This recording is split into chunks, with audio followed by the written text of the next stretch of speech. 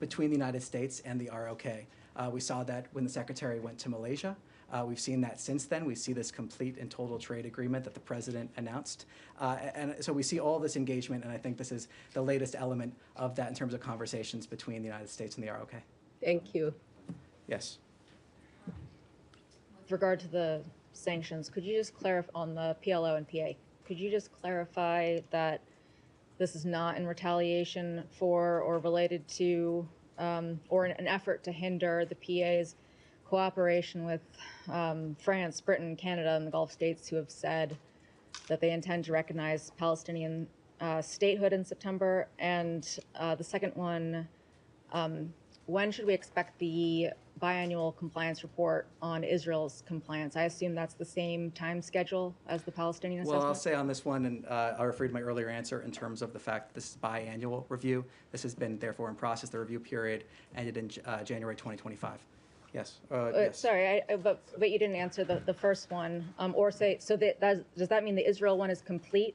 And the U.S. found no violations? Well, what I can speak to is this report here. That's what I can speak to. And again, the fact that the Biden administration found compliance, chose not to take any actions, non-compliance, chose not to take actions. We also found non-compliance and chose to take action. But, and yes. On the, it's not in retaliation, these sanctions, they have nothing to do with the statehood. Again, just this question, this is part of a biannual review. Yes. Are you concerned about the degree of global diplomatic isolation for the U.S. on its entire position relating to the future of the Israeli-Palestinian conflict?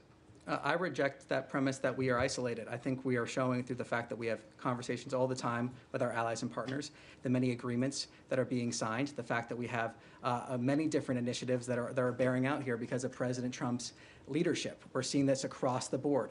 In Europe, we're seeing it. In the Middle East, we're seeing it. In the Asia, we're seeing that in the Indo-Pacific. Again and again, agreements being signed, conversations happening because of the leadership of President Trump. And also the fact is, as my colleague Caroline talked about, all of the different peace agreements that President Trump has helped broker since he's been in office. So I reject the concept of any sort of isolation here in terms of the United States. I think it's just the opposite, while of course putting America first. But can you, I mean, is there a single country you can name that publicly supports the GHF?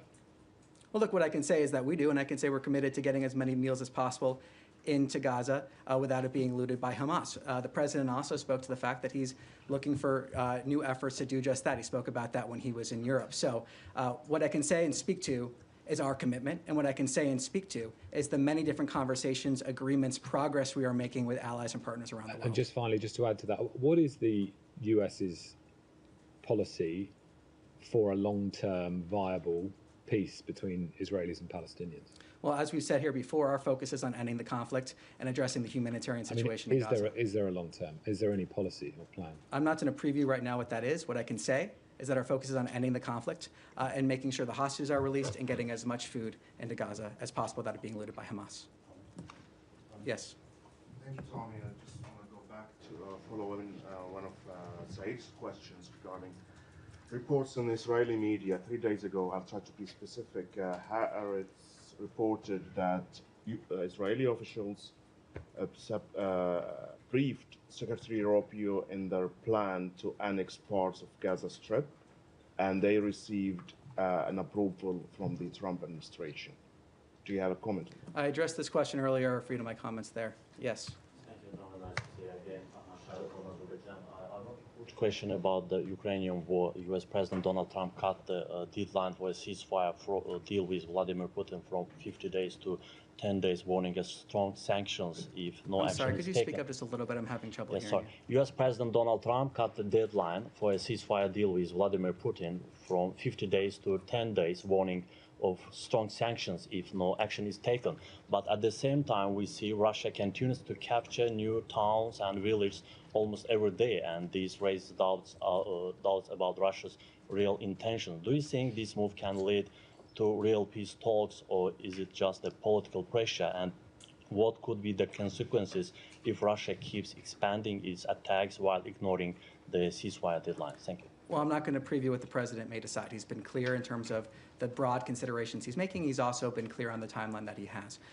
What I can say in terms of our transparency on how we view Russia's actions, that remains. I discussed them earlier here. The president has been clear on that. The secretary has also been clear, talking about what we've seen, the fact that we need to see actions, not words. And when it comes to this, the president talking about that itself when he was talking about moving the deadline, moving it forward.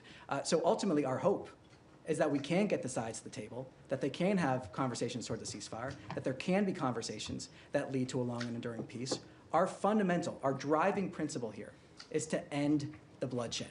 That remains, that continues. That's why we've seen the engagement we have seen. That's why we've seen the actions we have seen. That remains our policy. That remains our effort to try to end this conflict. Yes? Thank you. On the Muslim Brotherhood, the Brotherhood is reportedly being considered for the designation of terrorist organization by the administration. It was asked today in White House briefing as well. My first question is, organizations like Hamas emerge from the ideology of the Brotherhood. Does the State Department view the Muslim Brotherhood more as an ideology or as a structured, centralized organization? Second, where does it fall in terms of U.S. national security concerns? Well, what I can speak to, again, is our view of Hamas and the fact that they have blocked peace, they have blocked ceasefire, they have been weaponizing aid against their own people, the fact that they are I'm the asking reason we're on saying Muslim this. Brotherhood. Yeah, so, but I can talk about in terms of, you mentioned Hamas, so I'm speaking to that. Oh, in terms of our broader, that's what I'm speaking to here. In terms of our broader policy, when we're looking at different groups in the region, let me take that back and see if we can get further details for you. Appreciate it. But in terms of our view of Hamas, we've been very clear on that. Yes. I wanted to follow up on a question you took back on Tuesday from my colleague. Do you have an update on what the plan is for the millions of dollars of contraceptives that are currently sitting in a warehouse in Belgium that are meant to be distributed to lower income countries under USAID? So we're still in the process here in terms of determining the way forward. What I can say again, and to clarify, we're not talking about PEPFAR products. We're not talking about contraceptives in terms of condoms. We're talking about select products that were purchased under the previous administration that could potentially be abortifacients under the Kemp-Kasten Amendment, and as well could potentially violate Mexico City. So we are in the process now of determining that pathway forward. When we have an update, we will provide it. Lebanon? Yes, sir. Thank you. UNIFIL's mandate in southern Lebanon will end in a few weeks, in fact, by the end of August. So my question is whether the United States is going to support the renewal of the mandate of UNIFIL, and what do you expect regarding from the Lebanese government regarding the disarming from Hezbollah? Well, we've talked about that here from the podium before in terms of needing to see that disarmament of Hezbollah and the Lebanese government's role in that. I refer you to those comments. In terms of your first point, let me see if I can get more information for you on that. Yes. Yeah, thank you, Tommy. A question on Europe.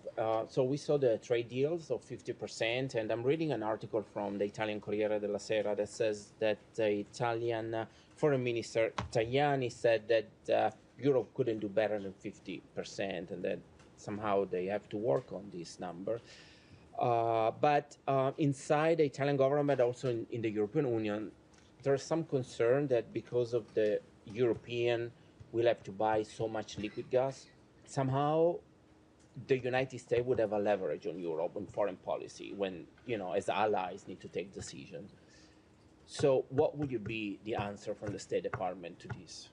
Well, in terms of trade discussions, I refer you to the U.S. In foreign policy, What I can say is that this is strengthening our relationship with our allies and partners in Europe. This is about strengthening our relationship with the European Union, but also bilaterally with different countries in Europe. That's what these agreements are doing through this rebalancing. And we saw that in conversations with the president when they were talking about this deal just when he was in Europe. That rebalancing that was necessary in order to lead to those long-term, stronger relationships. So that's what we're seeing. That's what we're seeing in a lot of these deals that end up benefiting countries around the world. And it's, again, showing President Trump putting America first. But when we do that, we can find common ground and lead to benefits for everybody. All right. All right. Thank you very much. Thank you. Thank you, Tom. Thank you.